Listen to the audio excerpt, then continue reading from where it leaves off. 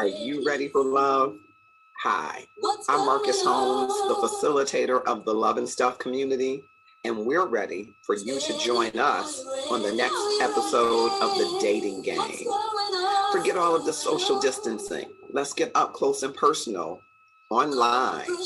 And who knows, you might make a heart connection that will lead you to a private Zoom room date. Inbox me now at Marcus R. Holmes or at Love and Stuff for your opportunity to connect closer while we are so far apart. Stay safe and be well.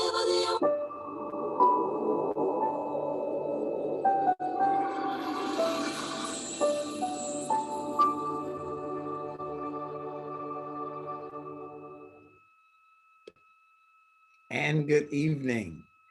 I am excited to be here. I'm Marcus Holmes, your facilitator for all things love and stuff. And we are excited to be here this Tuesday evening, September 22nd, 8:30 Eastern Standard Time. Drop in the comments where you are so that we can track where you are and what time is it there. It's been a beautiful day here in the Northwest Detroit area. In the mid to upper 70s, we saw great weather, and I hope you're experiencing great weather where you are.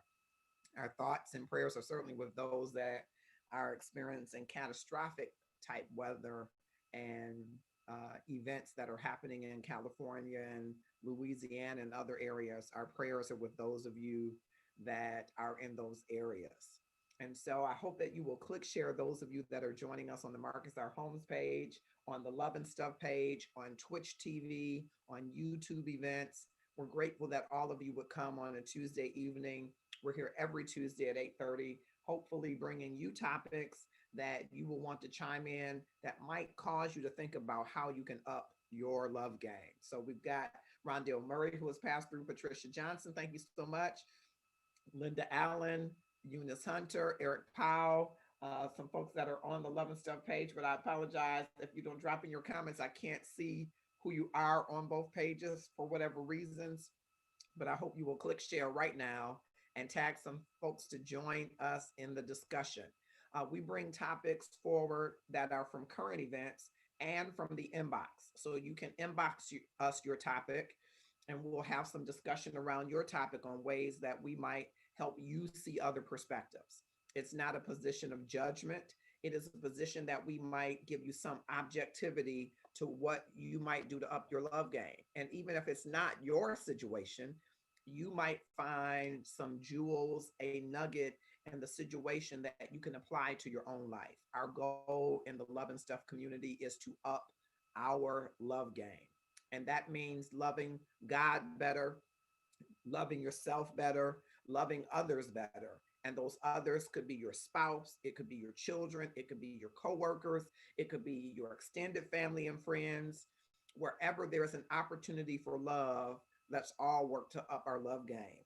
I'm certainly working to up my love game, and that's part of this journey of Love and Stuff. And we hope that you will join our community by going to our Love and Stuff page if you're not there already and clicking on follow. We're just on a journey to increase our movement so that everybody around the world can enjoy. All right, thank you. Someone is telling me to turn up the volume. I will turn it up. I think it's up. Okay. All right. Thank you, Jones Love. I don't know. I hope that my volume is okay.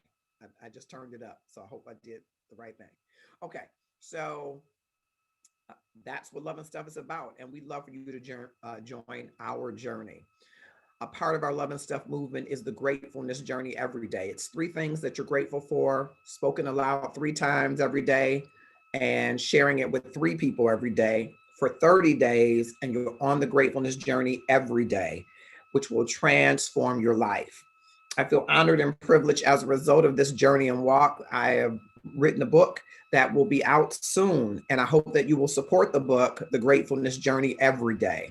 It will give you some highlights about how I came to this gratefulness journey, some of the tough things that have occurred in my life that I am sharing, and some things that might help you on your journey to lead a more grateful life. I hope that you will join us in getting that once it hits Amazon, and we'll be excited about that. Click share right now to tag some folks to join us in the discussion. Leroy Hurd Jr. has joined us. Those of you that are on the Love and Stuff page, I can't see who you are as you're joining, but if you will drop your name in the comments and where you're from, I'd love to just acknowledge that you're here. It's part of what we love, our organic community, people coming in and getting a boost of love or a boost of perspective. And I think we might have a boost of that tonight with tonight's topic, which is a slight derailing from the inbox, but it is a subject that I wanted to broach because I've seen it in a couple of different iterations right here on Facebook. So I thought it would be a great discussion to talk to you about it, at least one of the situations or fusion of the situations. I'm borrowing Joe Smith's word fusion, so that you might weigh in on what you would do if you were in the situation. I'm just going to check all platforms. I just want everybody to know that we appreciate you joining us. And so I'm just going to take a quick look on other platforms just to make sure I'm not missing anything or anybody. And I appreciate you for being here with us. Take a moment to click share and tag someone to join you in the discussion. My co-host will be joining me very shortly because I want their important position and opinion on this great topic. All right. Okay. And so again, those of you that are in the Love and Stuff community, drop in the comments so I'll be able to acknowledge you who's here with us. All right. Okay. So going right in from our discussion right into the topic, Just checking all of the platforms. Thank you for those of you that are on YouTube. I appreciate it. Thank you. Just drop in the comments where you are so that we'll be able to track along with you during this discussion and conversation. So one of the situations that we saw right here on Facebook, we saw where a gentleman was uncomfortable with the differences that he saw in his daughter. He has been with his girlfriend for a period of time and they have a 3-year-old daughter. So unbeknownst to the girlfriend, he determined that he would get a DNA test. And he got the results of the DNA test. And the DNA test revealed that he is not the biological father of this child. His reaction was to ask the girlfriend to leave, to give her 30 days for her and the daughter to leave. I wanted to ask you, both men and women, starting with the women, right? Because I want to ask you if you had any doubt that your boyfriend, fiance, husband, and maybe there's a difference depending on the role, if you had any doubt as to whether or not he was the biological father, click like that you would share that up front. Even if you thought he would make the better father, even if you thought he'd make the better parent than the actual father, if you had any inkling of that, click like if you would have shared that information up front. I see that Corey Reed has joined us. Thank you so much. Don Renee Orreed, thank you so much. Seeing some of the great things that you're doing on Facebook. Congratulations on all the success you're experiencing.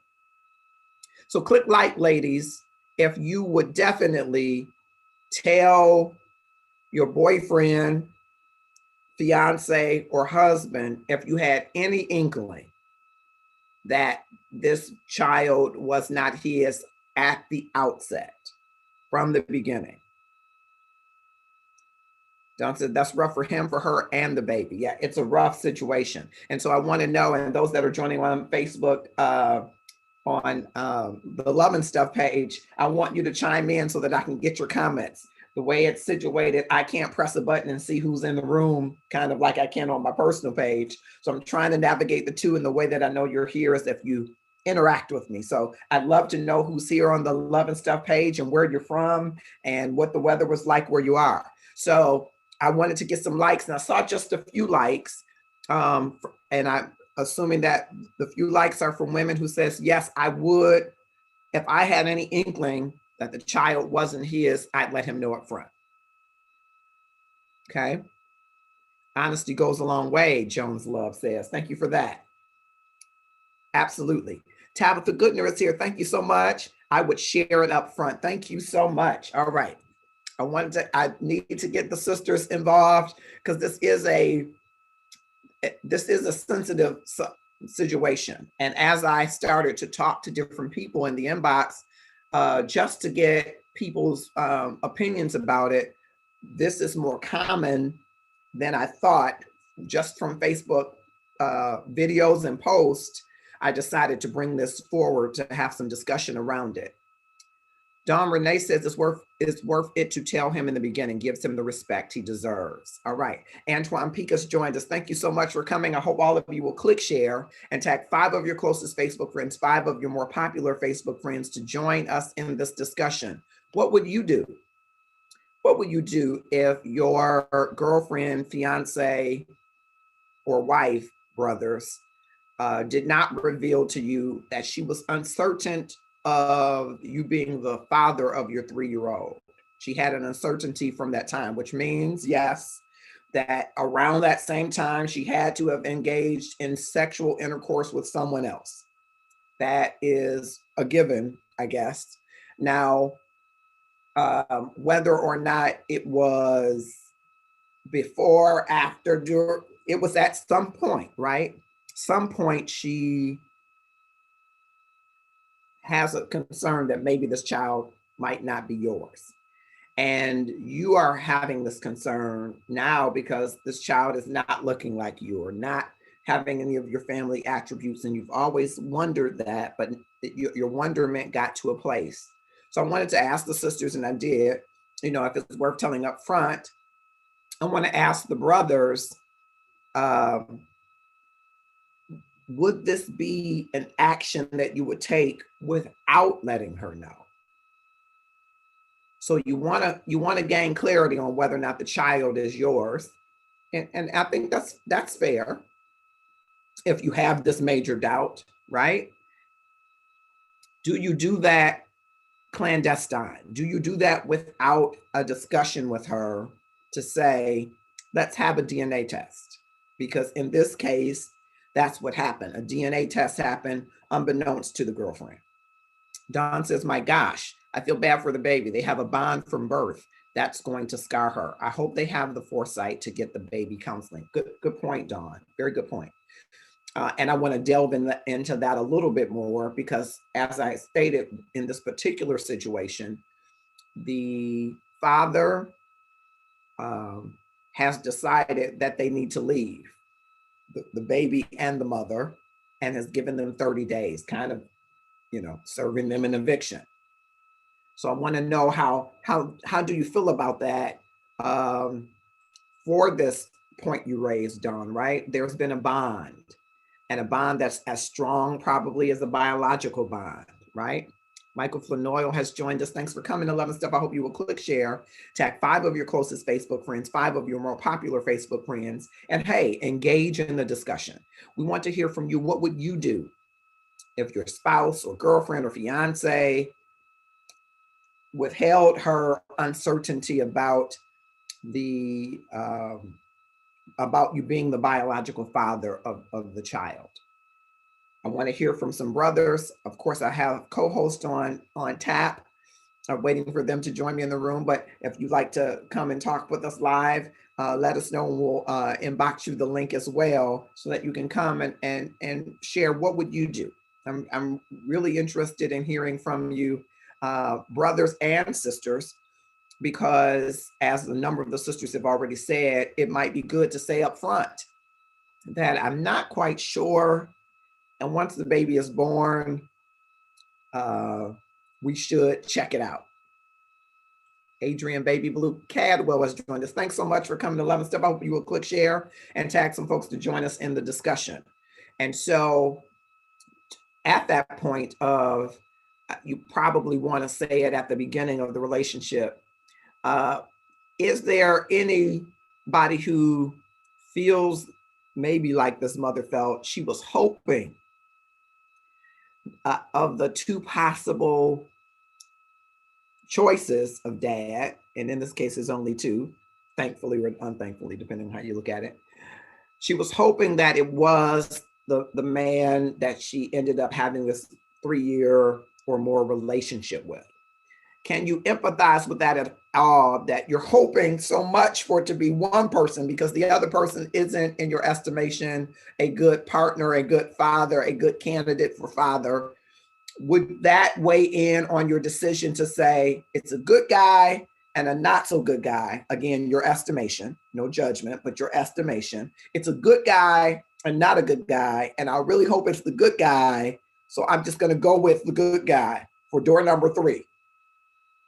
Give me some likes if that would be your thinking. If anybody is thinking that way, well, the other guy doesn't have his stuff together, is unemployed, but, he's not, in my estimation, right, measuring up. But here is another guy who I think would be great to be a father. Give me some likes if that's you. And those of you that are on the Love and Stuff page, I'm just waiting for you to chime in because I want to know that you are here. Some of you that haven't said that you are here, the others. Thank you. Don says, it was hard on my son when my ex-husband and I divorced. He had been with my son since before he was walking and talking. That a strong bond. His decision to divorce was devastating to my son. Yes. And I was going to ask, because I think, Dawn, from previous discussions, is he the biological father of your son? I'm just curious to know that. All right. We're talking about what would you do? What would you do? What would you do if you were in a situation where you learn after 3 years, or it's confirmed after 3 years, that the biological father is not the father who's been raising your child? What would you do? I do want to talk a minute about this lack of communication around the uncertainty, where he felt that he needed to go without making her aware. I want to talk a little bit about that. Just checking the comments, and thank you so much for joining. No, I don't empathize with her on this. She shouldn't have been with anyone she didn't want to raise children with. Sex is literally the way to make babies. My ex is now my son's biological father. Okay, thank you for that clarity. I thought I learned that before, and I just wanted to make sure. And you know, Dawn, unfortunately, people get into sexual encounters without thought of that very thing, that, you know, the likelihood is increased if you have sex, that you might have a child. But there is so much sex in a sexualized world, not making any excuses, that people don't often think, they don't use the forethought to think. I think it's an important point to raise, though, because people definitely engage in relationships of all types, right? Cedric Jones has joined us. Thanks for coming to Love and Stuff. We're talking about what would you do? What would you do, gentlemen, ladies, if your spouse, ladies, if it is you, your spouse goes behind your back, to the extent that he goes behind your back, and has a DNA test because he's not certain that your child is his child. And he's had this uncertainty all the relationship long. You have even had the uncertainty, but you were hoping, hey, let's hope for the best. Let's hope for that the good guy is the father, and the one that isn't the good guy, your estimation, is not the father. But it ends up that the guy that's not the good guy is the father. And in the situation, the father decides, I'm giving you 30 days to get out and get your own place along with your daughter. I want to hear from you. My ex is, oh, I'm sorry. Did he have a doubt from the beginning and just decide to find out for sure? Yeah, he had a doubt from the beginning.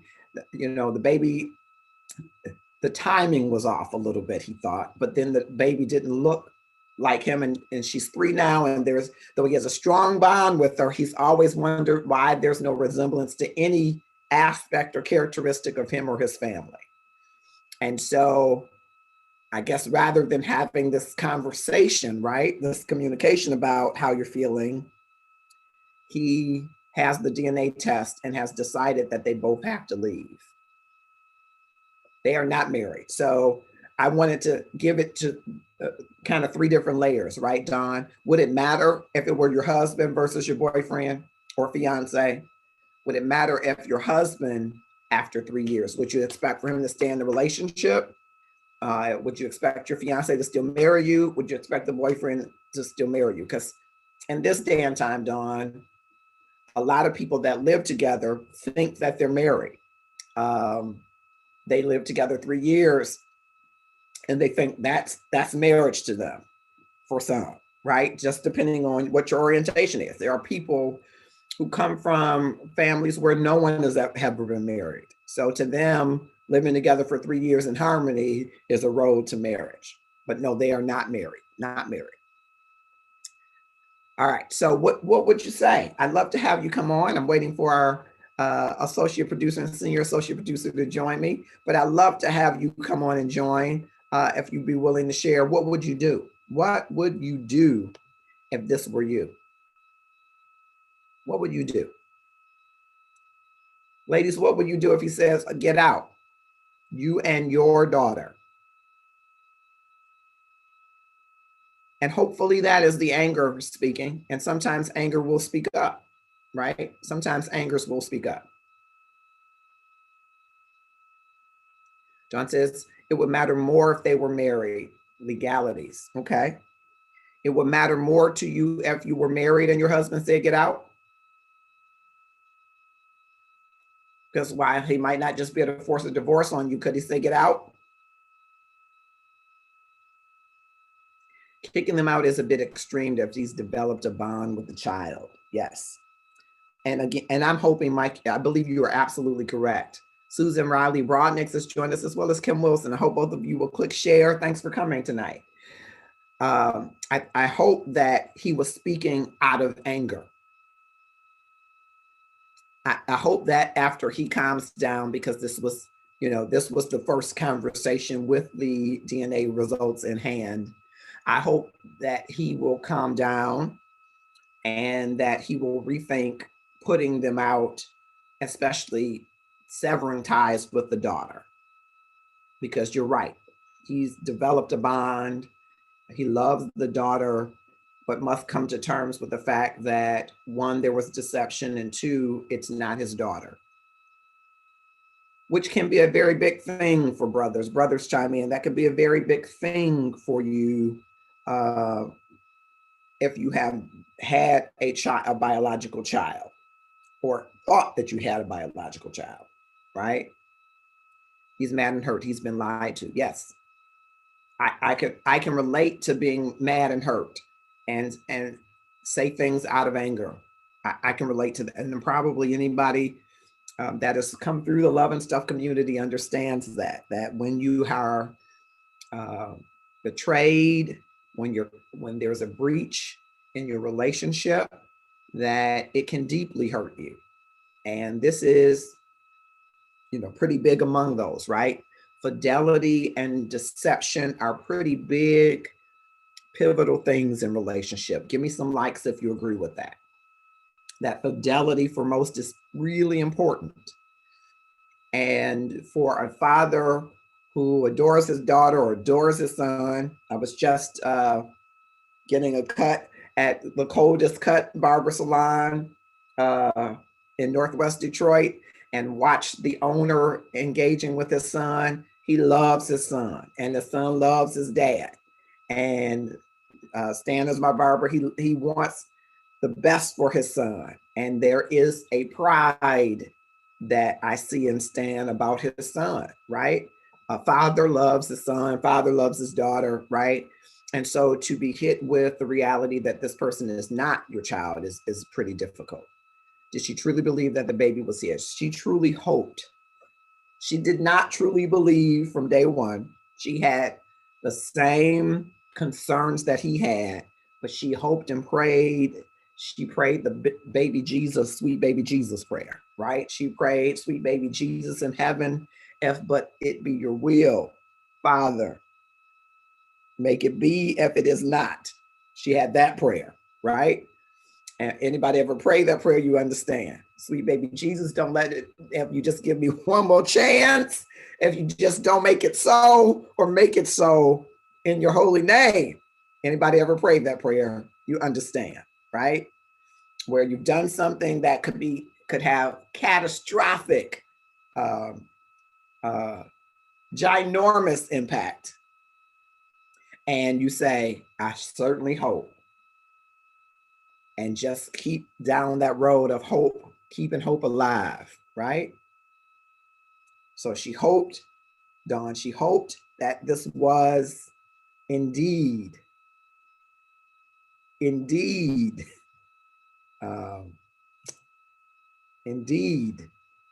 his child. But it turns out, indeed, it is not. Oh Lord, with a T on the end. Yes.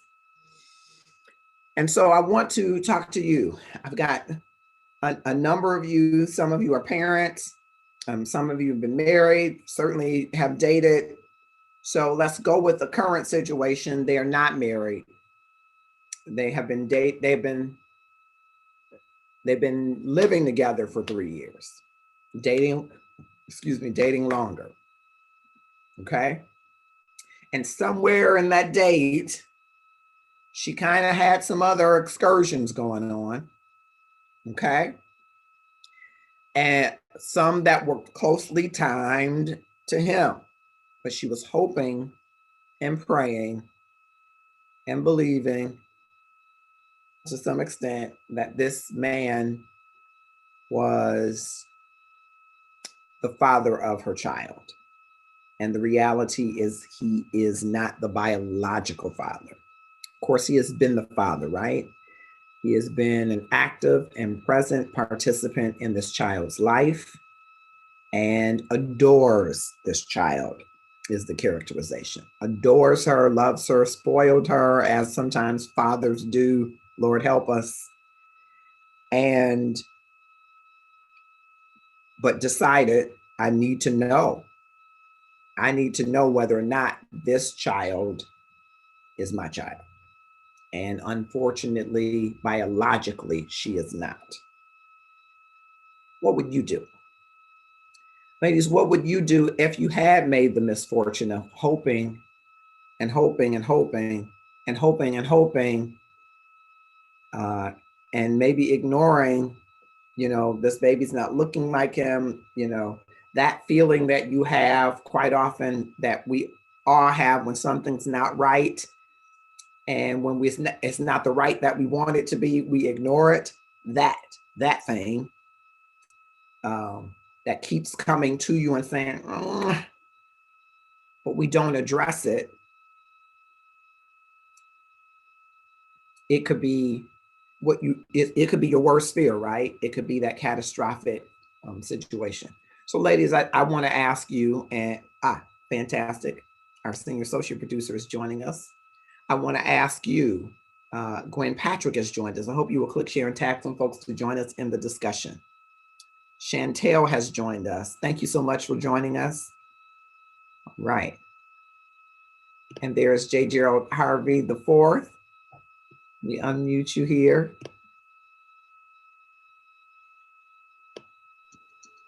Well, hello there, sir. What's going on? How are you, sir? I'm good. It feels like a month of Sundays. I know. It feels like I haven't been on in a while. Right. Our senior associate producer, J. Gerald Harvey the fourth. And so I want to ask you, J. Gerald, because you were recently in a love relationship, but right? Right. Your face kind of was like, what is that? I'm trying to get, go ahead. And let's just say if this is hypothetical, in that relationship, it went long-term and you all had a beautiful daughter that you thought from the outset, something's wrong with the timing, something's wrong. She's come out and she is a chocolate baby, and both of us have a little less melanin in some parts. And so you got this chocolate baby and you love her because you say, this is my daughter. But something is making you feel like something's not right. And you're carrying the something not right. And you get to year 3 where she is walking and talking and mannerisms and characteristic, and none of them come from your ancestors. So now you're wondering, this child's not mine. And you go and have the DNA test and you determine that she's not biologically yours. Now, I know along that trail of event, you might take different steps. So you got to presuppose for a moment. Okay. If you find that information out, do you put her out? Do you say you got 30 days to get out? How do you handle that? Because now you're devastated. It's not your child. You kind of had something in the back of your, that hair that stands up when she laughs a certain way and you're like, that's not my baby. How do you handle it when you finally confirm what your fear has been?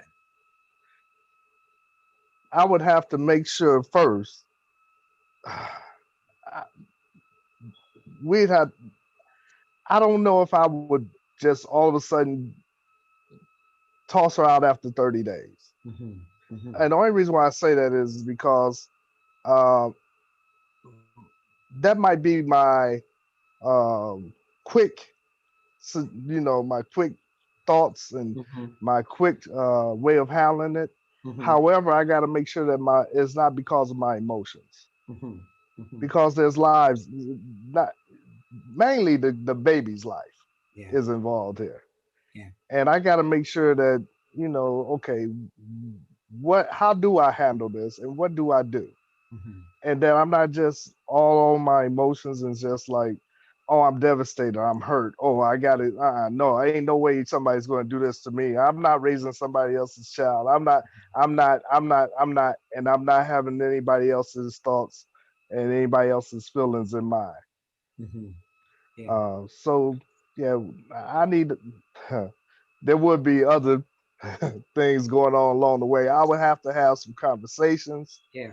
and we would have to come to an agreement. Yeah. Now it would be different if she said, "Well, I'm not going nowhere," and then you know, why aren't you going anywhere? You Yeah. know, we got to have some discussion. Yeah. And I could see the anger part, happening because you feel betrayed, you feel, Right. all of the emotions. Trust. Yeah. The trust has been breached. All of those emotions come up fresh. And so maybe there would be some discussions. I want to broach this with you because as I was talking to different people about the topic, I was surprised at the number of women who said, well, it's difficult to have that discussion when you're not sure and you don't really want to know the truth. Right. And so, but it's at the end, it's the baby, in this case, 3 years old. I talked to one person in an inbox conversation, and her 8-year-old found out that it wasn't his dad. So I said, how did we go 8 years? And she really told me, I kept praying and hoping and saying, okay, maybe, the timing was a little bit off, but maybe, that he's just going to grow into being more like him and look a little less like me. But she always had in the back of her head that this might be the case. And finally, her husband said, you know what? I just want to have this reassurance for myself, and had the test when the boy was 8 years old and found out he wasn't the father. Of course, his position was, we're married. That was 8 years ago. It is a long lie to keep, but I love the son. I'm invested in this relationship. Let's get some counseling, which I thought was great of him. Right. But that would be tough, I think, for some people who are afraid to come to terms with, I made a mistake, and it might mean that it's not your child. Can you see how people would, because a lot of people are saying, how could you do that to somebody for 3 years? But some people, the fear of the loss of the relationship, the fear of, maybe being regarded as some, we're in love and stuff, some whore, something like that. Or being found out. Or keep people from sharing that information. Or even your worst, you got to understand that this is like your worst fears have been realized. And then so I get it. I mean, I look at things that people have pushed under their mental thoughts, their daily thoughts, so that they don't have to even think about breaching that trust. How has she felt these 3 years in carrying this? And we suppress memories of traumatic experiences and everything else, so that we don't have to even bring it up to our remembrance. That we literally go through our lives with suppressed traumatic experiences that we've never told anybody. That is so true. And that's how we live. And that's why I think it's so important that when you're building relationships, that you build the kind where you can bring your authentic self, flawed and all. We all are seeking and desire to be loved in this earth school, the way that the Rabboni loves us, right? The master teacher loves us, flaws and all. But it's difficult in relationship to really have someone who would love you, flaws and all. And so maybe if at the beginning of this situation, she might have been able to confide in him and say, hey, I'm really not sure. But I think the fear of losing the good man versus the man that she thought was a knucklehead. And again, that's an estimation. Right. And just like I used the word whore, I'm not saying she was a whore, but she might have thought people would think that. So I just want to make sure I'm clarifying. But her estimation was, I want the good guy. I don't want it to be the bad guy or the guy that isn't as good. I better say it that way, in her comparison of the two. And so her fear was, if I tell him, I'm going to lose him. And Don Renee is saying, but she's losing the relationship anyway. Now I'm hopeful that this 30 days is really a cooling off period for him. That's what I'm hopeful. Right. Because sometimes when a man is hurt, he will allow that hurt to be stacked on top of other hurts and stacked on top of other resentment, and he'll stick his heels in that, and it's hard for him to come out of that.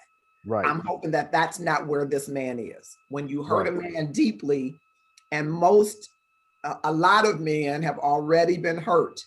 An African-American man has probably already been hurt. I'm sorry to say that. But they will stack and suppress and keep putting on top of that hurt because they think that's what they're supposed to do. And it festers and builds a resentment.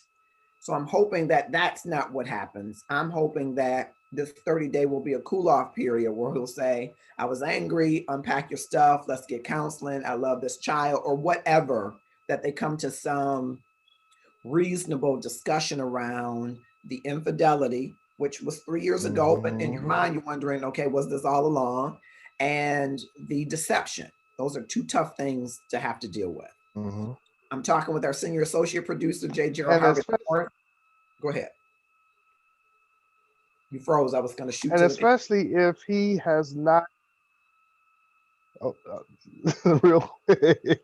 So if he has not dealt with the prior hurts, then we don't want this to start so that all of a sudden now he's got other hurts that he's taking these hurts into, or he's got other relationships he's going to try to have that he's going to take this hurt and all the other hurts that he hasn't dealt with, that hasn't faced in previous experiences, into his future. Yeah. Because he can't be successful in that. Yeah. I think what this situation is revealing to us in part is that sometimes people, when they are hurt, they cut off what they think is the thing or person that's hurting them, thinking that that's going to end the hurt.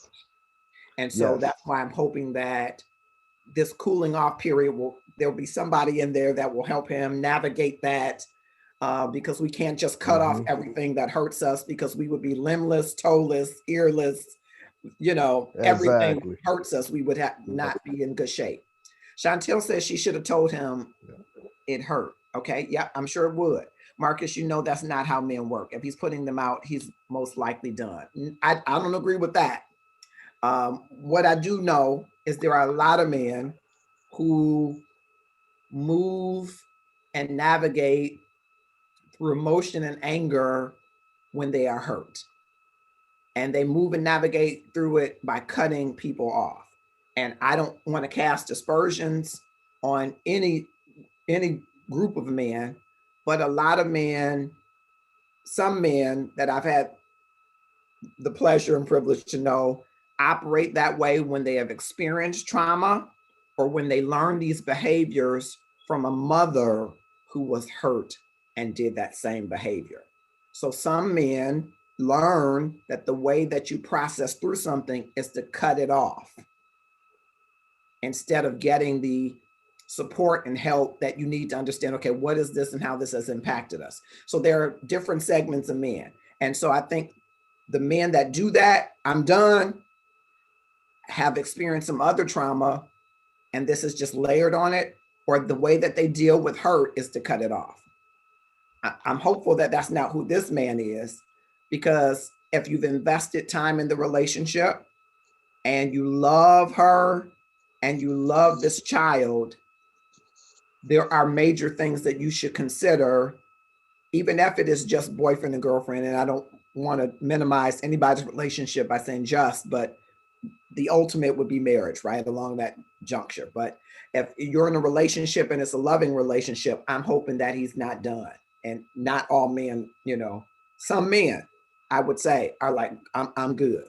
But there are some men who will keep, working at that relationship if they feel invested, that their investment is worth the return. And let me say this too, on top of that, men who love, and if they have truly loved in that relationship, there's always hope that they'll recover from that and be willing to speak on that and speak about it and cause that to be a better, and cause that relationship to heal. Yeah. If they have loved. Yeah. Gloria Davis has joined us. Thank you for coming. She says, hey, just came on. Wow, how you put me out and our child out regardless. We end this together. Let's talk, forgive, and move on to give this child a great life. Love conquers all. I agree with you, Gloria, except for some people, fidelity and deception are tough for them to just move forward with, especially if it results in a daily reminder, a child, that child isn't yours. That can be tough for a man who finds pride in having a child, son or daughter. And I would submit to you that Black men who really enjoy being fathers take great pride in that. That's an honor to them. Not every man that's fathering a child sees that as an honor, but to some men it is an honor. And so it's a devastating blow to them to find out that that child isn't theirs for some men. Some men, like I said, one other situation that I learned about while I was talking to people about the topic, which often I do, another situation where a woman's son didn't find out that her husband wasn't his father until he was 8 years old. But that husband said, listen, this is my son. I'm gonna forget what happened 8 years ago, even though it's devastating. Let's get some counseling so that we can move forward. And that's what you hope in the relationship, but not everybody is there. Some people are broken, and even if they're not broken, that can break some men. So it feels like maybe it's easier said than done, but I think you have the right answer. It's just getting to that awakeness, that awareness that what I have is worth continuing to invest in, even though we have hit a rut that has blown out the tire and took out the tire rod and took off the wheel off his axle, that we really need to rebuild so we can drive forward. Ann Lewis has joined us. Thanks so much for coming to Love and Stuff. I'm talking with our senior associate producer, J. Gerald Harvey. Gloria, I think I'll send the link to you. I'd love to have you come in and just to hear a little bit more about what you're saying if you're interested. And I am also waiting Kamal Williams, who is our associate producer. These are my favorite co-hosts in the world. So I wanted to have some brothers on to talk about it because it is a situation that's happening to a brother, but it's really happening to the sister, the girlfriend. It's happening to the child, right? Everybody's being impacted in the situation where we've made some decisions. And sometimes a decision that we made could be a mistake. It could have been a one-time decision. It isn't always, reflective of we've had this ongoing situation or affair. I call it situationship. You might call it entanglement, whatever you want to call it. It might have been a one-time thing that as it runs this course, has a negative or an adverse impact on an entire family. And so that's what's happening here. And to Dawn's point earlier, you got to be careful who you sleep with. Of course, we already know that, right? That's another Love and Stuff show. But oftentimes, and I'm going to submit this, people that are having what I consider casual sex, they may not consider it casual sex, but what I consider casual sex are not in that moment thinking that this could turn into an STD or this could turn into a baby.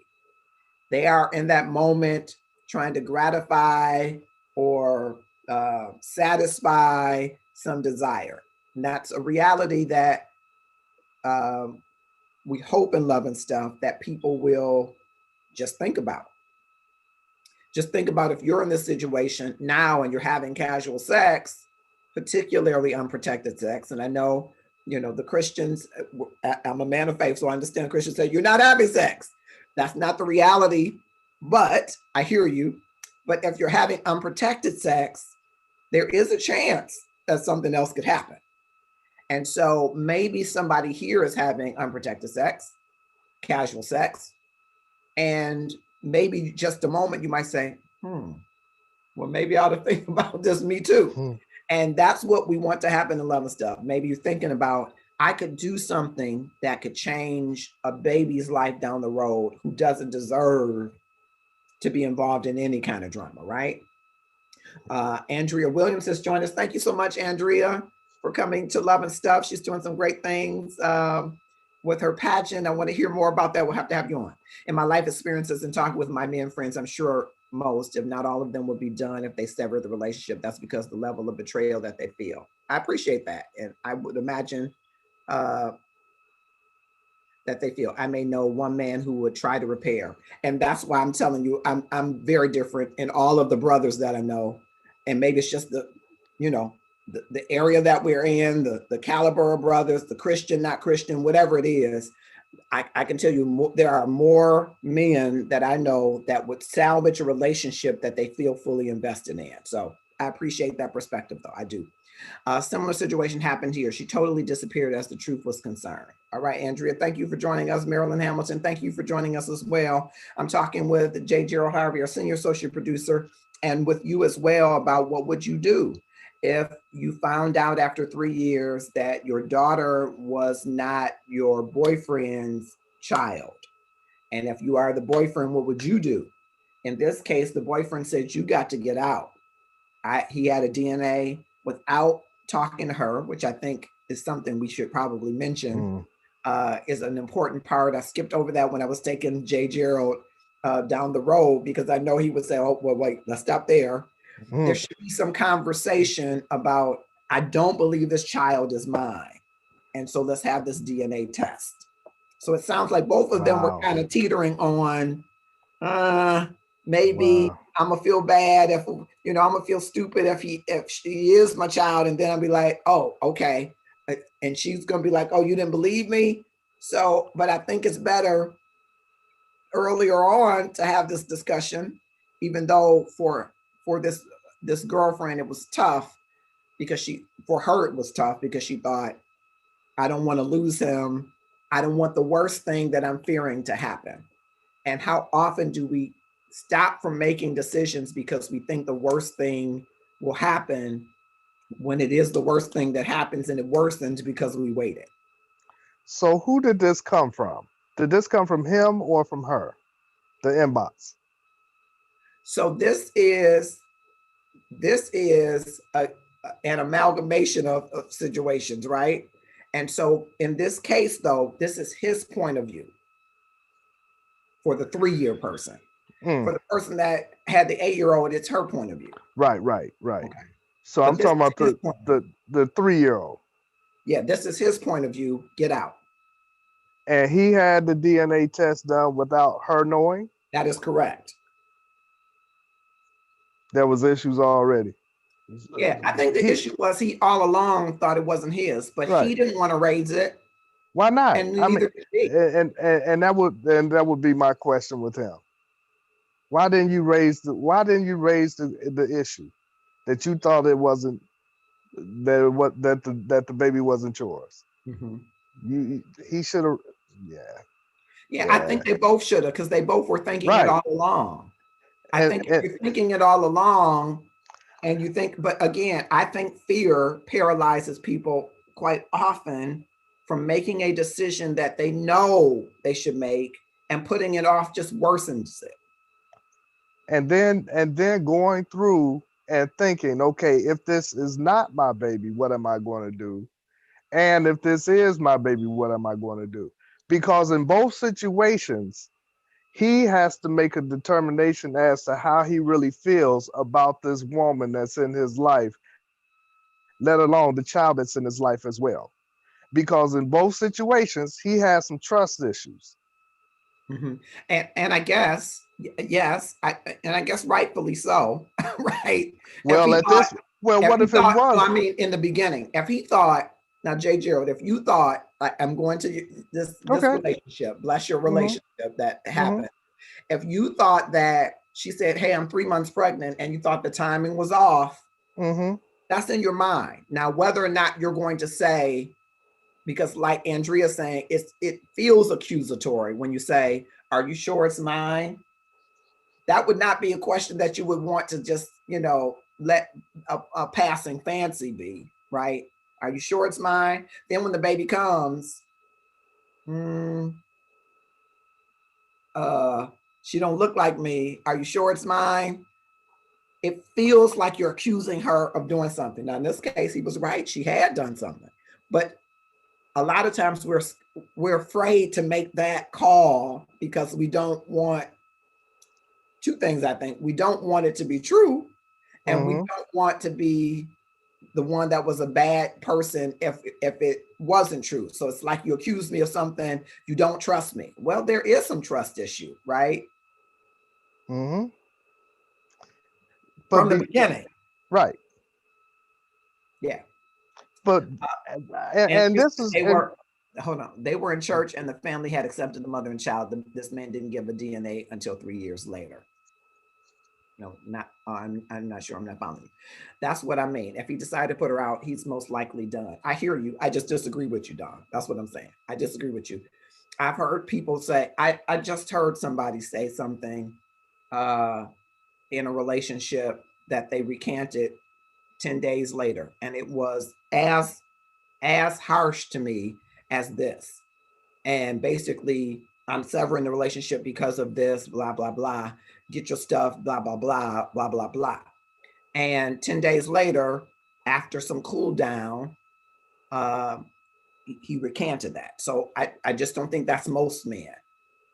I think the men that is are men that are dealing with some other types of issues, if that's how they move and navigate for those type of men. That I just disagree with you there. But I honor and acknowledge your point. There are men that would be done when they say, okay, you got to go in 30 days, I'm done. And there are men that say stuff because they're angry and do stuff because they're angry that they're later repentant of or sorrowful for or change their minds. Yeah. Okay. So, J. Gerald, I'm going to go back then. So when the baby comes, and the baby doesn't look like you in the example I gave, you got a chocolate, beautiful baby, and here you are, fair-skinned, Jesus's cousin, but you're fair-skinned, fairer than this chocolate baby, okay? Do you at that time say, you know what, I was thinking this, but now I think we need a DNA? Is that something that you think? Is that a conversation, if you haven't had it before, because I'm walking backwards now. If you haven't had it before, you get to the birth of the baby and that baby comes out and you're like, ooh, we both kind of fair skinned and this baby's chocolate. Her parents are fair skinned, mine's got some melanin in them, but this is a chocolate baby. Do you at that point say, let's talk? If it's I'll put it to you this way. The earlier, the better. Let's talk. The earlier, the better. If I have any hesitation that this might not be my child, it's better that we come out with it now as soon as possible before the attachment even happens. And it doesn't mean that it's going to be over for the relationship. We, like you said earlier, bring me your flaws and all. And if that was just a moment and it was a flaw, good. Let's deal with that, get over it, so that we can have a relationship that we both want. Because if I've already invested time in you, and you've already invested time in me in this relationship, and the baby comes, then that means that it's got to be something to this. Yeah. Gloria Davis says, sounds like there was already insecurities in this relationship prior to this. So maybe he just has his guards up and very concerned about this child. Maybe she stepped out before. It seems like they have prior issues. Okay, thank you for that, Gloria. Dawn says, but he had time to think and decide his options and run the scenario in his mind before he took the baby for the test. And then more time before he got the results. Then more time after he had the conversation with her. He had the conversation with her when he got the results. So he got the results and had the conversation with her. And in that moment, in discussing with her, said, get out. And that just doesn't mean it's final to me. That's all I'm saying. Anger doesn't just subside necessarily when you learn the information, when you think in the information.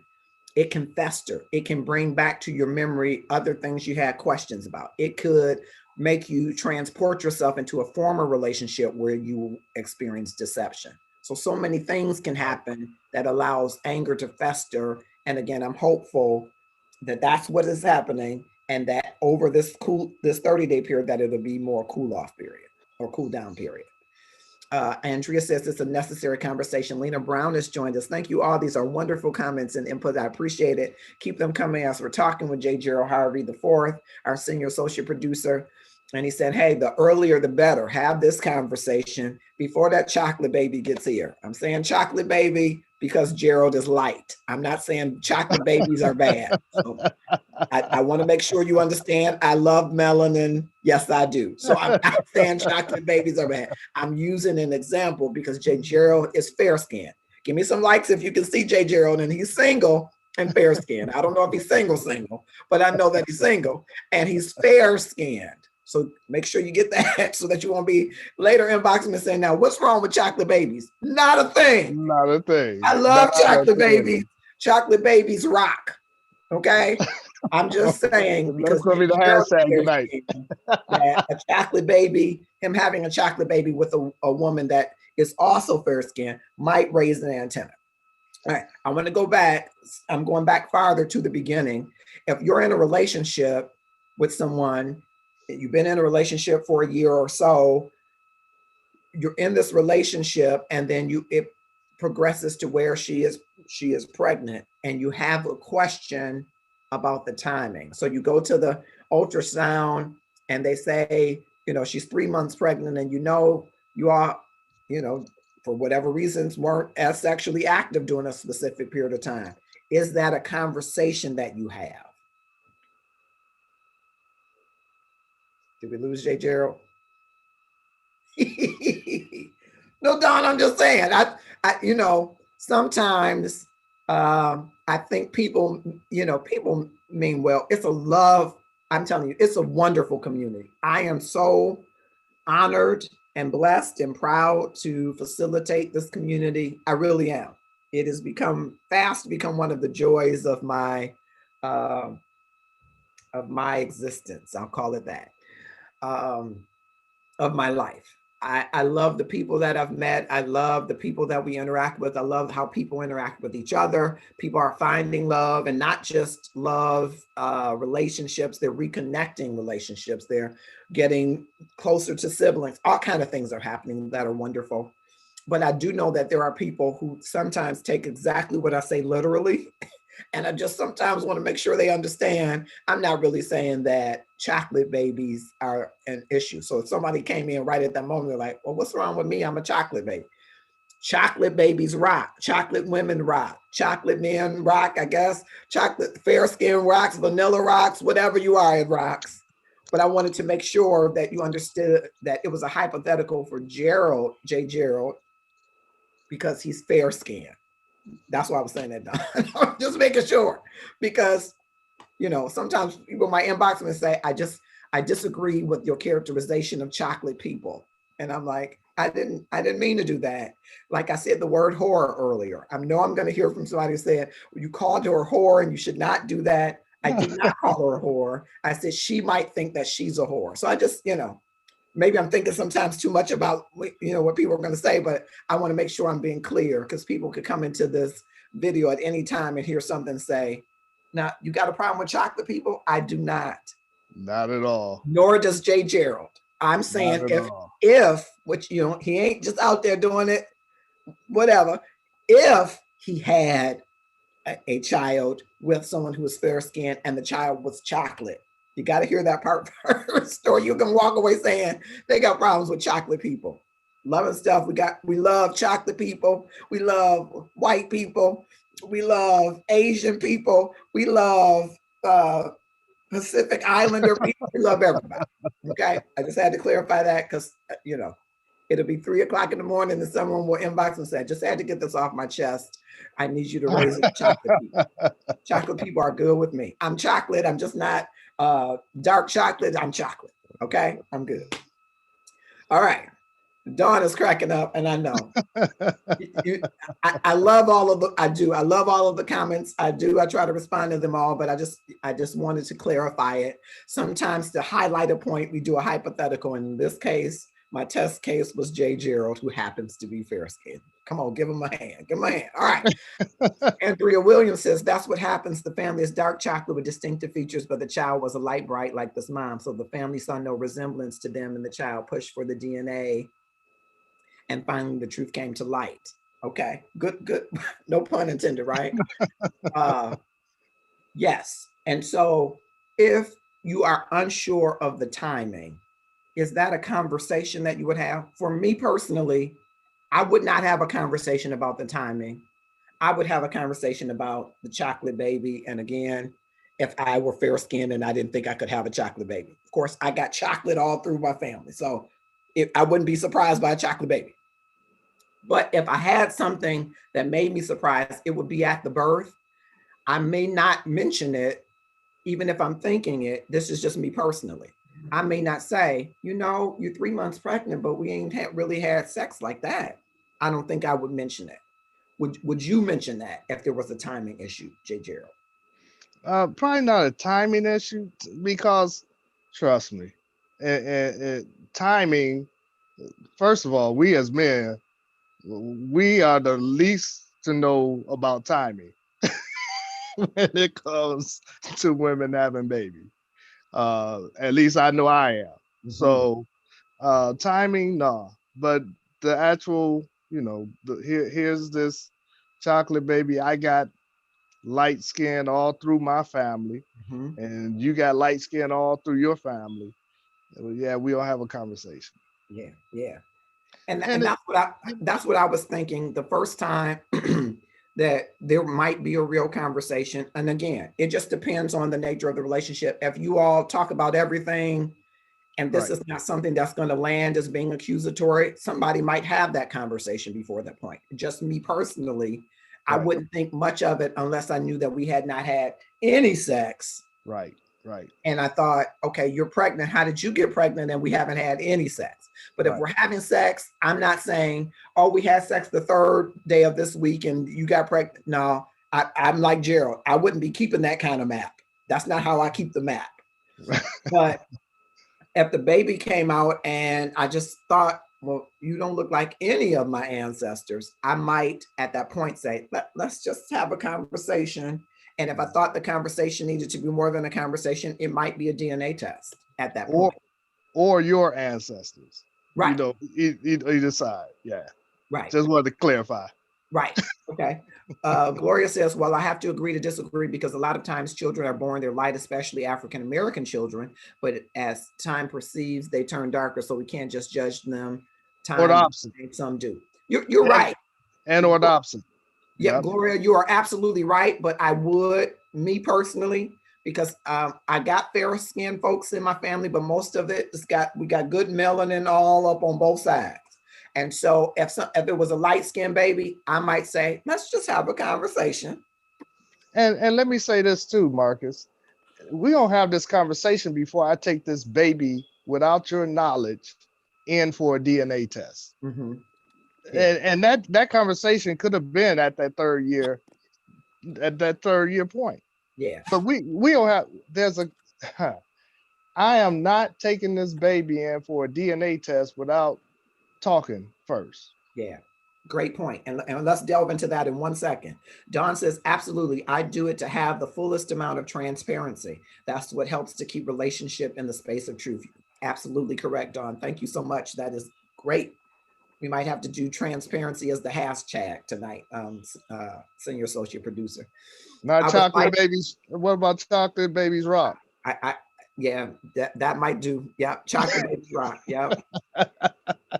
I was light when I was born, but obviously I am now chocolate. Andrea, that's fine. And if I thought, for instance, if I said, okay, you Dennis's baby, but you don't look nothing like Dennis's, none of them folks, you know what I'm saying, Andrea? Then I might, me personally, say, let's have a conversation. That's just me. Right, wrong, or indifferent, I think I need to have a conversation if I feel uncomfortable. If that hair on the back of my neck keeps standing up. I keep having this thought. I don't think I want to carry it for 3 years. I think I want to have a conversation just to say, this is how I'm feeling. Right. And I don't mean any harm. I love this baby either way, which I probably would, but I just want to quelch what's in the back of my mind. How can we come to some resolution about this either way? Is there anything you need to tell me? And if she gets upset, what you think? I didn't mean to upset you that way. I'm just telling you how I feel. I hope that this is a safe place in our relationship that I can tell you anything. Right. Exactly. That's why I'm with you, because I believe I can tell you anything. And I'm willing, like JJ Oates says, I'm willing to accept you flaws and alls if there's a flaw. But if there is a flaw, I think you should share it with me now. That would be my conversation if I got this light-skinned baby that looked like Kamal. My baby looked like Kamal. I'm going to have some discussion. I'm saying that looked like Kamal's baby. Did you know Kamal?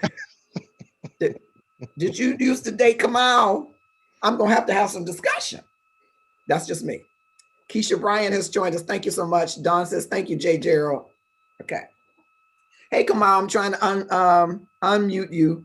Thanks for joining us from North Richland Hills, Texas. I got my two great Love and Stuff producers. I appreciate all the stuff that they do behind the scenes. I really do.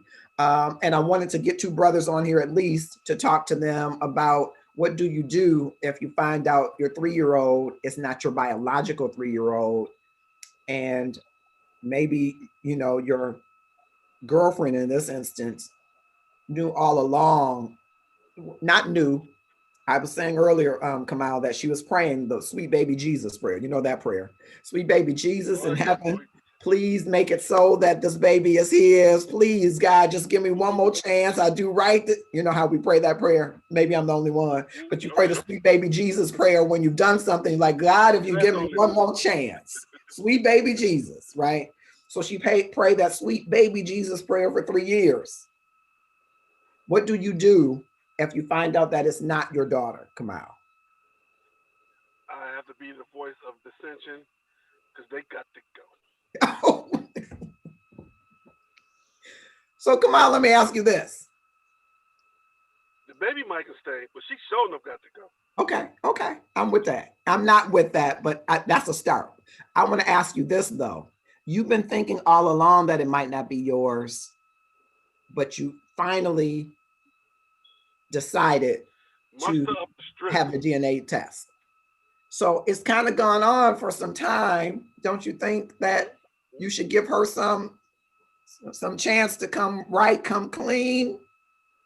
And she had 3 years to do that. She had 3 years. And at the end of the day, she knew enough to know that this could be a possibility. And she didn't even let this boy sign a birth certificate, get himself in legal ramifications if it's not his baby.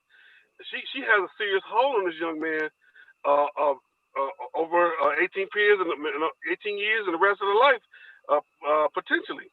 And that is purposeful. That is not because I was worried and I didn't know. That's security on her part. That's what she's saying. She's saying that she hoped that it was not the other guy's. She wanted it to be yours. Hope in one hand, poop in another. You really got poop. Mm-hmm. And Dawn is saying, see, I said that, but Dawn, that's only 1 out of 3. But I'll get you, Dawn. I get your point. Me and Gerald don't quite agree with that, but that's 1 out of 3. But I get you. Wait, she's not sure 3 years later. Take it as a stance. Say it again. I'm sorry. Go ahead. Say it again. We were over talking each other. Go ahead, Marcus. I'm sorry. You go ahead. What I was saying was that was a purposeful plan. She knew the other guy would not be up to no good but at the end of the day, it's an opportunity for all those involved to do right at the end of the day. Opportunity for the father to step up and be a father, for that young lady to come to Jesus and say, I was wrong, and apologize to the would-be father, and for the father who really not a father, for him to go find somebody that he really is family with and make a family with them. Opportunity for everybody. Well, I love that. It is an opportunity for everybody. I was hoping, and it's understandable, but I was hoping that there might be an opportunity for the father that is not, who really is the father, and the girlfriend to stay together. But you're saying if that's you, she's got to go bye-bye. She got to go. I would do my best to try to keep up with that baby because that's how I am with children. But the baby might be able to stay, but it wouldn't even be 30 days. It would be from the time I found out that I got that test to the time I got to the house, stuck it in her face, because right behind it'll be her getting out the door. Now, I don't know what the laws in Texas are, but you can't throw people out. You got to evict people right away, right? Oh, in Texas, it's kind of tough. The minute they get their name on the mailbox, they pretty much there. Right. So you couldn't just throw her out. You got to serve her a notice, right? Which is why he said 30 days. That would be notice. Andrea says illegally, she just had to go. She got to get up out of there. Oh, you're going to evict her illegally. It's like that. Oh, got it. Yeah, okay. She got me signing these papers illegally. 1 + 1 = 2. I can't with you. Okay. Phyllis Lloyd has joined us. Thank you so much. But she still got to go, though. Y'all hear him say that. We did. It's only one thing, though, Don. Just him. Yeah. and let me go on record. It ain't only me. Let me go on record. Come on. I have to respectfully disagree with you on that. But I understand there are men that are just where come out. Go ahead.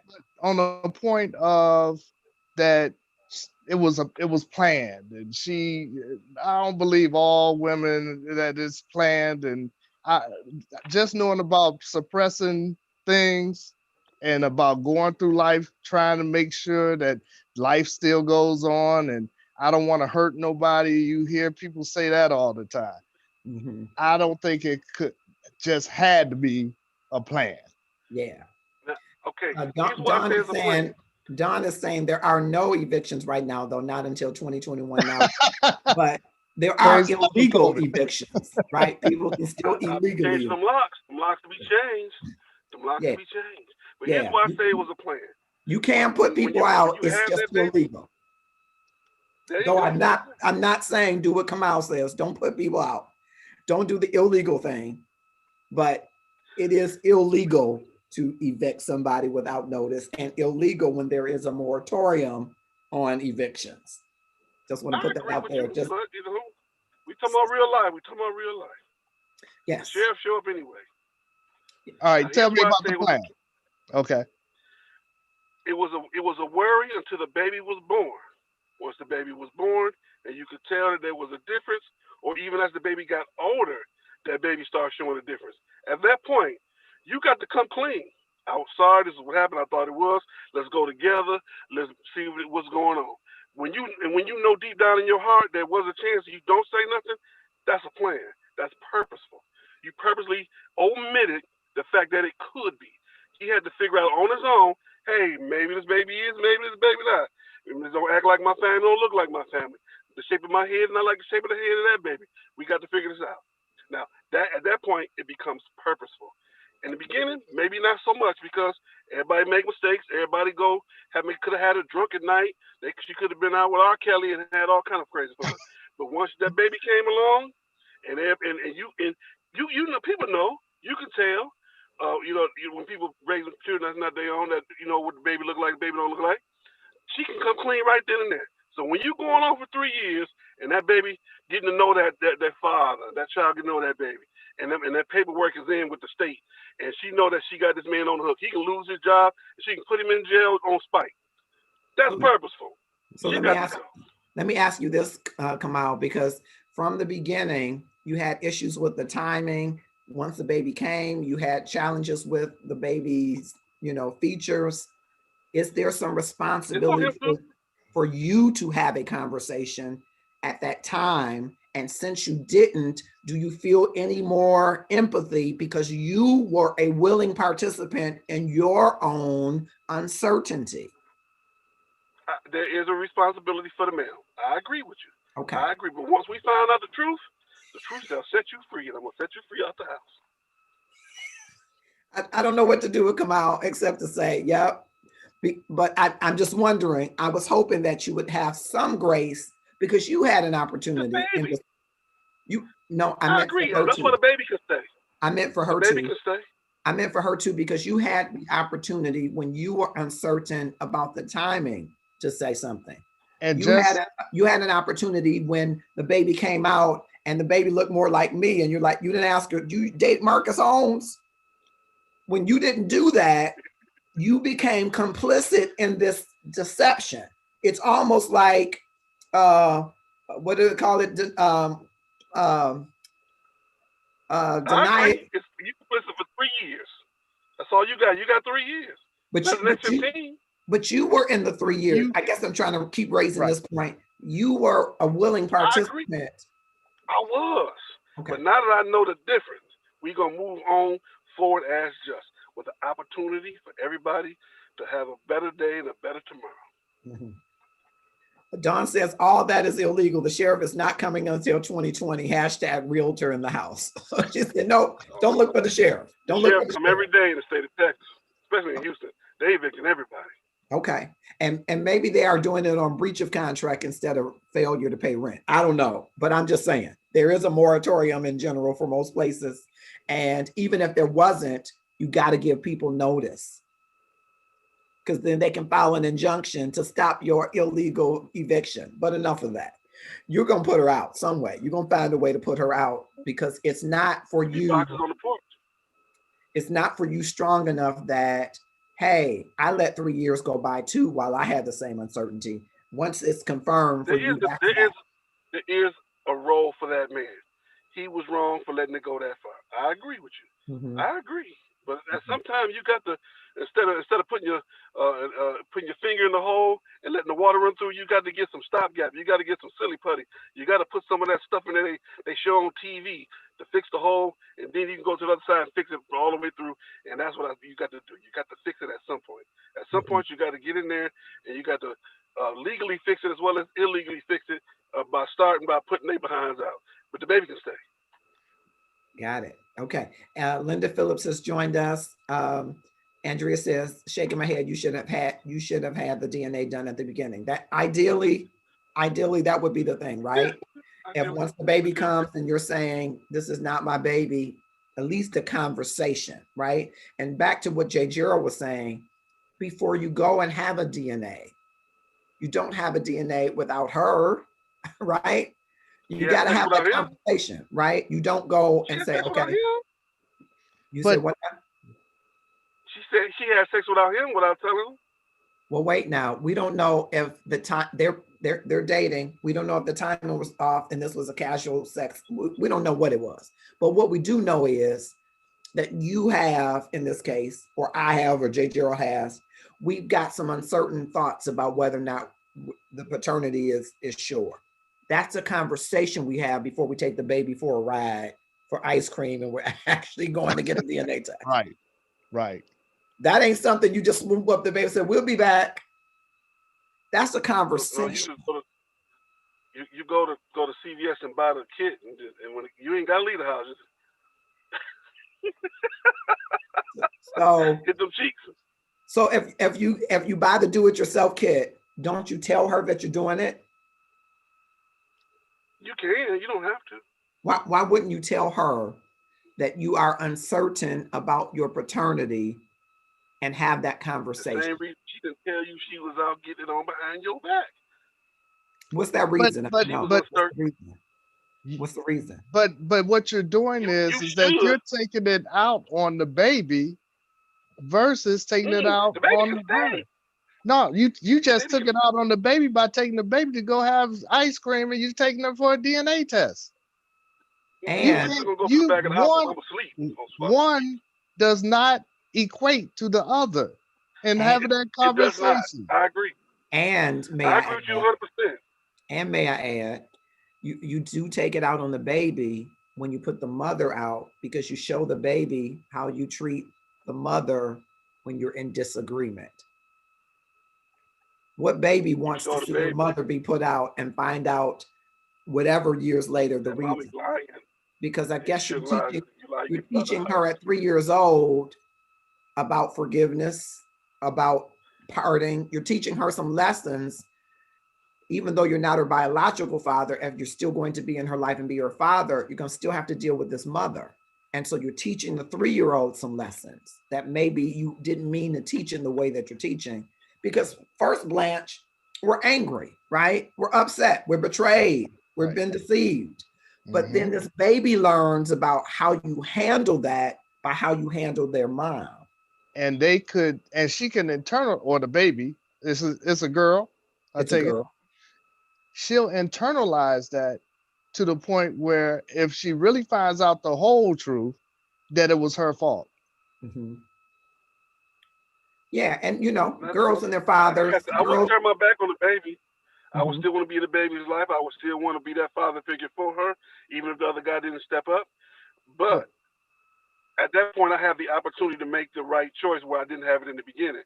I can only look. I'm looking at my life right now. My wife has had a son before we met. It was my choice to take on the fact that I would be a potential father for him because I was dating her. That knew that up front. Now, down the line, if I find out one of my children ain't mine, I already told her this. She got to go. We've had this conversation where, baby, you know I love you, and if I find out one of these babies ain't mine, it's gonna be the end of the road. But I guess I'm asking, to your point, do you think that encourages her to be truthful with you, or would that encourage her to withhold truth from you? If she wants to stay married to you, encourage her to withhold. I'd probably encourage her to withhold, but that's why you want to go and get your test done. Oh, okay. I appreciate that perspective. I think it might not work as nicely in that regard, but because I think you're building the opportunity for distrust and deceit. If there's an opportunity for it, right? But you just got to be careful in that I'm gonna put you out, how that might impact those children that you've come to grow and love. To Jay Gerald's point, it could be Now, damaging. I agree with that. I don't doubt any of that. I don't discount any of those things. Gotcha. I agree with all that 100%. I do. I really do. I'm sorry that it happened to me that way. That I wasn't strong enough or forthright enough to come through earlier and get these tests done. But once we find out the truth, what do you do with that at that point? That's a great question. Is it incumbent of you as a man, once you know after 3 years of taking care of a child that's not yours, that you have to at this point? Legally, probably so, because she probably won't meet you at the courthouse to make a change. You probably gonna wind up taking care of that kid financially the rest of your life.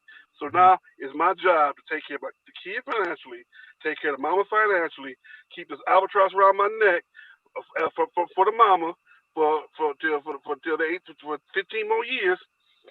I don't know many men that can do that without snapping that woman's neck. So you got to put her out. Yeah, and to Dawn's point, you agree with Dawn. Most of the men that she knows, like you, would not be able to do it. I wonder though, if you felt. Give me the choice up front. I got you. If you felt that this relationship was worth the investment that you had made over these 3 years or longer, right? Because they've just had a child for 3 years, the relationship's a little longer. But if you felt that your love was strong enough to survive infidelity, if you felt that your investment in this relationship and this daughter was enough, whether that would be greater than the amount of anger, betrayal, and hurt that you feel, and whether or not you'd be willing to stick around to see through counseling or whatever, whether or not there might incrementally be a decrease in the amount of anger and hurt and pain if you understood factors.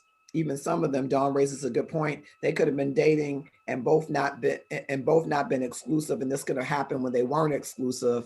However it happened, if you feel that your investment in the relationship is greater than your pain and suffering and maybe shame or embarrassment in this situation, whether or not you give it time to see if it balances out. If that's the case, you never should have got the test. Don't open the door if you're not willing to walk through and deal with the consequences, because you've already at that point accepted things as is. If that's the case, don't take the baby to get the DNA test. Don't go to CVS and buy the test. At this point, you've already put your 2 feet in the cement and you have let the cement dry. If you're gonna accept things because the relationship is so much stronger, she's so fine, and whatever it is going in the relationship that want to keep you there. Yeah, I feel slightly different. I might still want to know. I might just want to know. And if I want to know and I find out it's not mine, I still have the opportunity to weigh out what is the value of this relationship in my life, and is that greater than this deficit of betrayal or deceit or whatever I think it is, and whether or not I can find some balance in that. I think I still want to know if this baby is 3 years old and nothing about her reminds me of me, or whatever it is that hair is sticking up. I may want to know that. I may not want to carry that the rest of my life. I just want to know. And then it's up to me to say now, how do I preserve my relationship with my daughter and my relationship with my girlfriend, if that's my intent? What is the value of this relationship to me? And can infidelity, I'm not, suggesting there is a series of infidelities, but if an infidelity can destroy that, that's something that I'd have to weigh in the balance. Which is greater to me? And is this a past indiscretion that I don't believe has happened again? Is that something that I can recover from? But I'd have to know, for me, I'd have to know, open that door and find out, and then determine how much love capacity do I have for people who have betrayed me. Yeah. I agree. I would still want to know, definitely. I want to know, because I got to know who was mine. I want to make sure the bloodline is not, make sure it's continued, even if it is in that of a girl. You want to, people want to know where they come from at the end of the day. And I want to make sure that baby know where that baby come from. Know who your peoples are. Because at the end of the day, all you got is family. That's all you got. Yeah. So you find out. Go ahead, J. Gerald. So the other thing, in the scenario that you just shared, that they may have both been stepping out.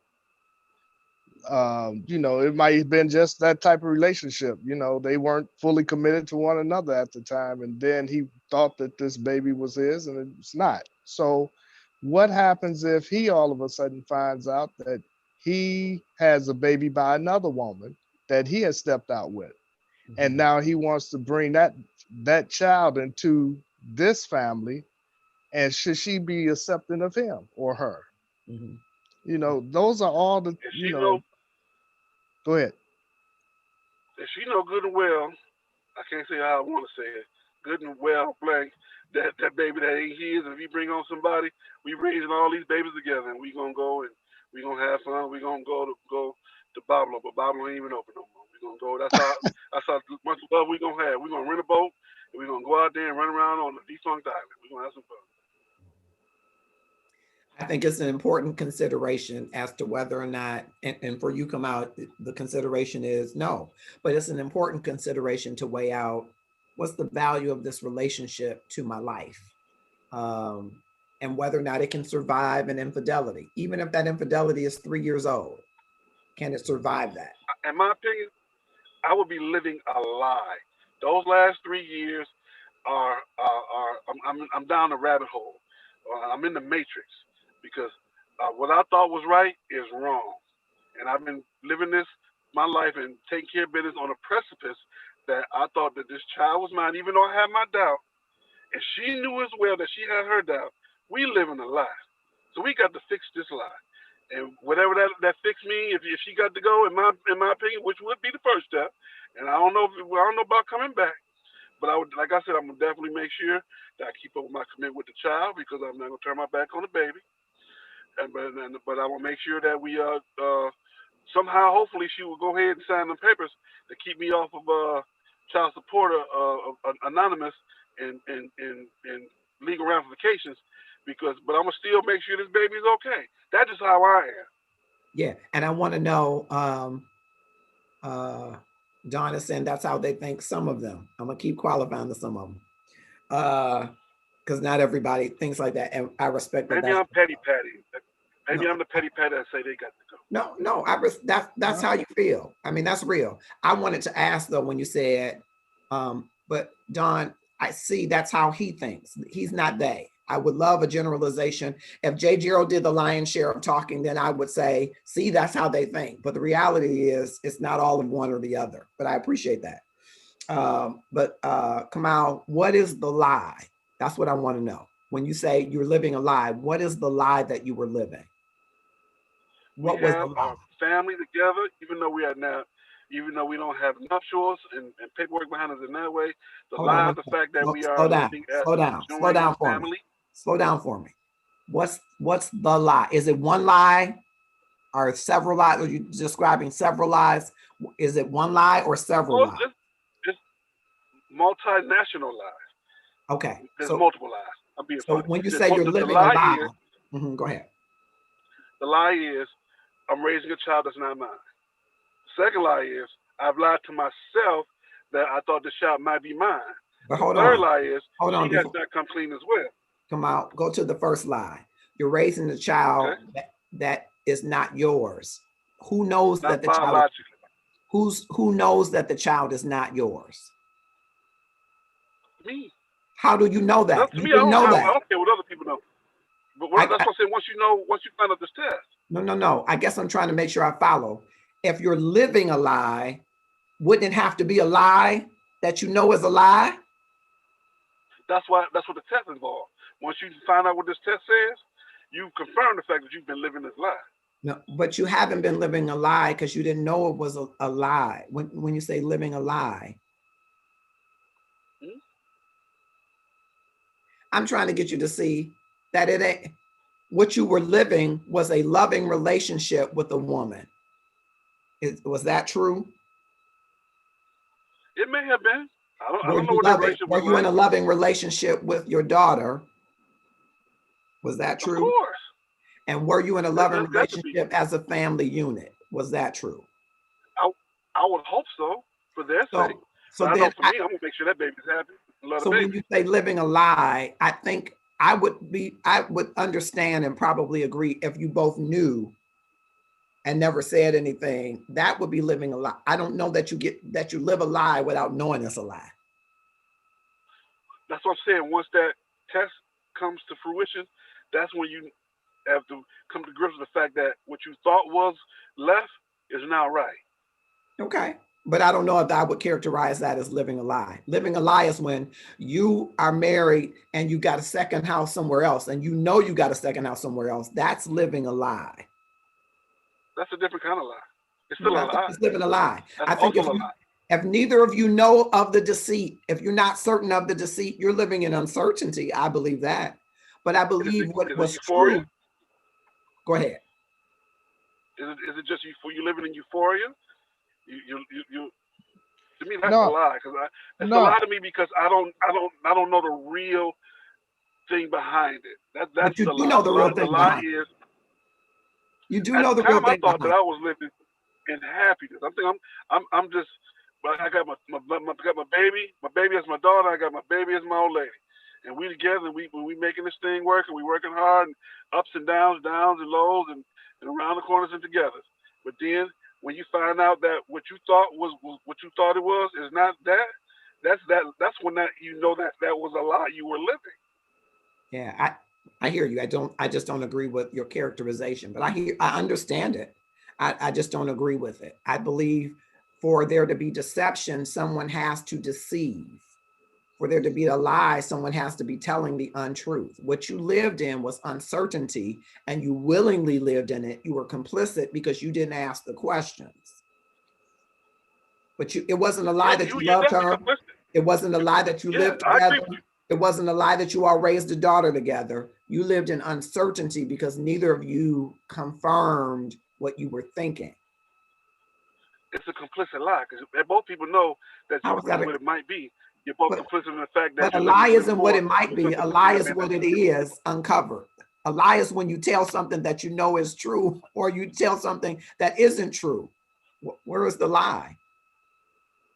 The baby is not here. That's the lie. But she never told him that the baby was or wasn't. She didn't know. Neither did he. Where is the lie? Where is the lie? I think we may need to agree to disagree on this one, Marcus. Because in my mind, I'm living a lie. Because I'm buying Pampers and formula, and I'm getting baby shoes, and we going to walk around the mall, and I'm showing off my baby, and that ain't my baby. And to me, that's a lie. Who lied? I lied to myself. Oh, she okay. lied. but the baby itself is not a lie. Well, who did she lie to? She lied by omission, by the She fact didn't that know. she could She even didn't know. know, Kamal. She didn't know. She did not know. She did not know. Here's She why I did know not she know. Hear me out. There's not a woman on this earth who don't have or keeps a calendar of her, not only what's going on in her life sexually, but what's going on in her life, that so she knows when she can and cannot have sexual relations. So 9 out of 10 women will tell you they keep this. She did not This happened on know. this day. This happened on this day. So when She I did did not this know. on this day, and I did this on this day, and I She did looked not at the know. range of the calendar, She did this not is what know. could have happened. She did not know. Maybe It's I'm being a that you caveman don't by saying trust. that, and You I think don't I might trust get that. scared on the You don't on trust the that a comments. woman. You don't trust that a woman could not know, and the trust would be an issue for you. She didn't know. If it's the same day, if it's the exact same day, It could have been the AM day. and PM. It could have been the same day. It could have been the fact that same she week. knew in her heart there could have been a difference. She should have come forward with that, and also he should have stepped up enough and said something about it as well. They're both complicit. I don't disagree with it, but it's not a lie. It's not a lie unless she knew, right? It's uncertainty. If she knew, if I know, I'm saying, Marcus, I'll concede that point. Trust me, I can see your point, because you're not gonna concede mine. I'll concede your point. No, I understand your point. You're right. I'm not going to concede that, because I think for a lie to happen, someone has to know the truth. Mm-hmm. It can't be a lie if someone doesn't know the truth. It's only a lie when one person knows the truth and either conceals it or tries to deceive. If you don't know, if you honestly don't know, then you can't be lying. But you're right. Both of you are complicit if you say, well, I ain't going to ask. I'm thinking it, but I ain't going to ask. To me, that's not a lie. And to me, that's why I was trying to go after. Are you living a lie if you loved her and she loves you? If that's not a lie, if she really loves you. That's not a lie. That's not a lie. And you love this child and she loves this child. That's not a lie. And both of you, while uncertain about the paternity, both believes that this child is yours. That's not a lie. What you did is you lived out a love without certainty and without communication that ended very badly because it turned out not to be your child. That'd be different if she knew all along that, Marcus was the father, but she was milking Kamal. That's a lie. But if she's not sure. I think you were doing good. You got to that last part. That sounds like some Washington, D.C. spin doctrine. Because once you found out, you was doing good, Marcus, in my book, until you got to the end. And then you took that and spent it. Spin doctrine, Washington, D.C. style. Don says, oh man, it could have been so close that she didn't know. It could have been close. Not all women keep track. See, now you're hearing from a woman saying not all women keep track. And hey, they both pulled the wool over their own eyes and lived in uncertainty. They didn't know, they weren't sure, and they didn't get the confirmation they needed for clarity. Great. Thank you for that, Don. I'm going to use a term that the kids use nowadays. She's for these streets. And when you're for these streets, they know what they're doing. Okay. Melanie Coven Stinson is joined us with Andre Green.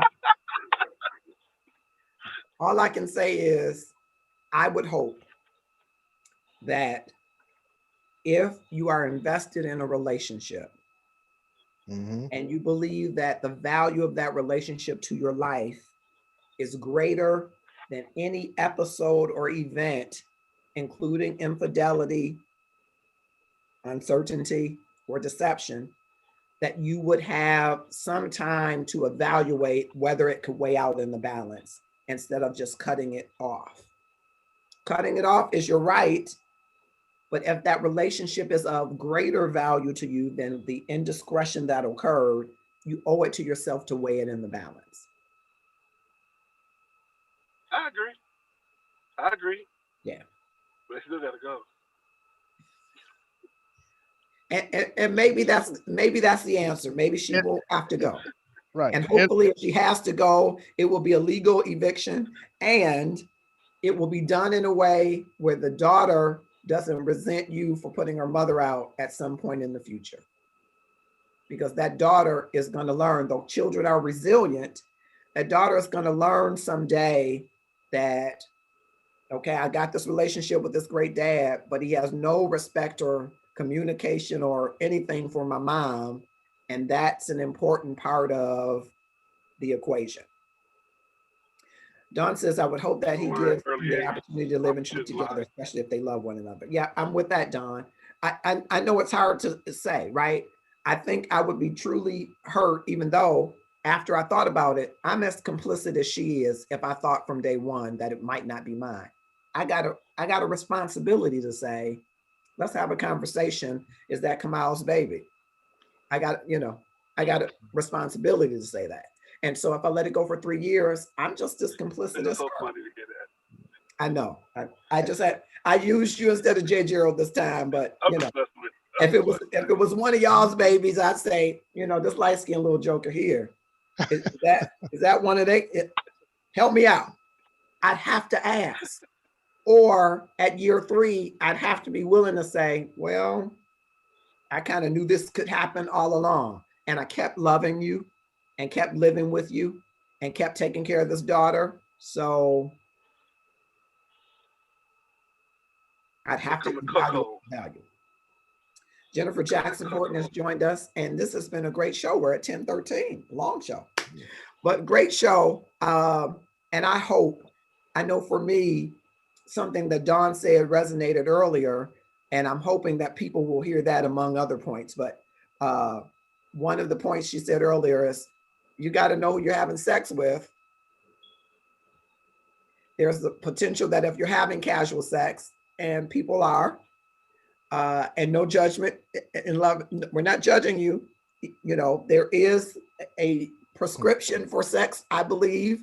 There is a continuum for love, I believe. There is a plan that God had planned for love, I believe. And I believe on the periphery, people live along the continuum. I believe that. But if you're having casual sex, there could be the opportunity for you to get pregnant. That could happen. And that pregnancy could have far-reaching consequences for the baby, more than for you or the other person. And that resonated with me because I just wanted people in Love and Stuff community who, some people want love and are seeking love and are having the kind of love making. I hope that would make them say, let me think on that. Because it could happen to anybody who's having casual sex. You could be in this situation. It could happen. I'm not wishing it happens. I just want you to think about it. I also want you to think about being in relationship with someone where you cannot bring your authentic self, as we were talking with Gerald earlier, flaws and all. I would take that point as one of the things I want you to walk away with, because I want you to test your relationship to make sure you can bring your flaws and all. Test the trust in your relationships early to make sure you can bare your soul to the person you are calling a soul mate. Because there shouldn't be anything that you can't tell that person and work through it. Even if you're working through it means there is time or separation. You've got to be able to bear yourself, your full flaws. And maybe with the commitment that you're going to work on yourself, right? Because we're an evolution, we're a work in progress. But you got to be able to bear forward that trust that I can tell you anything and test that early. Because if you can't get to that place, you could be in a position where you have uncertainty about your relationship and you never articulate it. Hey, Marcus, let me add this, because we want to make sure, of course, that we help out anybody that's listening to these, conversations, of course.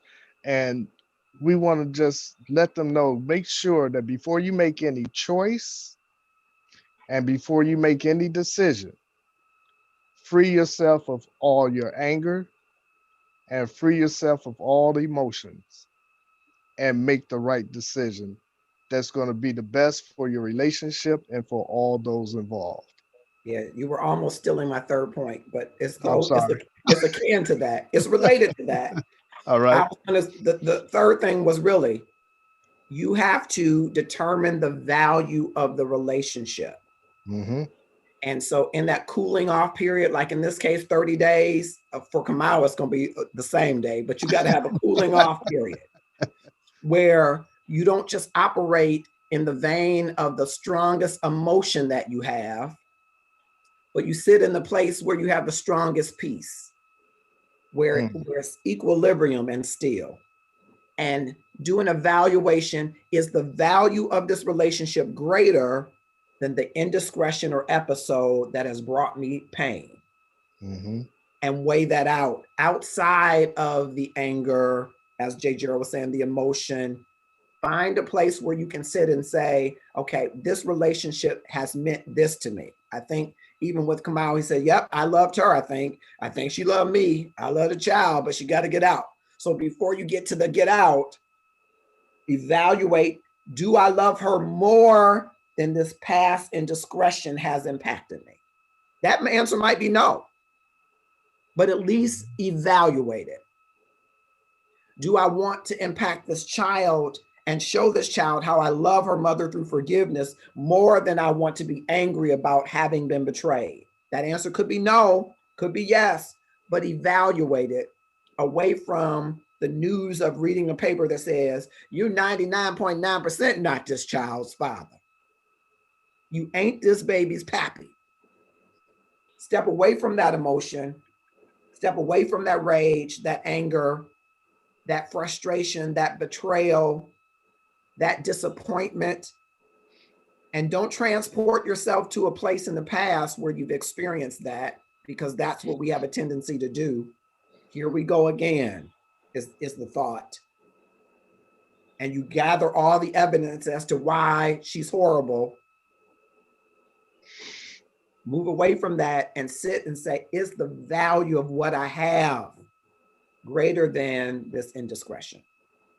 And those are three of the things that resonated with me big, very large, or as your president would say, bigly, that resonated with me, that I think you should think about when you're thinking about your relationships. And it could be anything where there's communication and you both are uncertain about a part of your relationship, but neither of you are talking.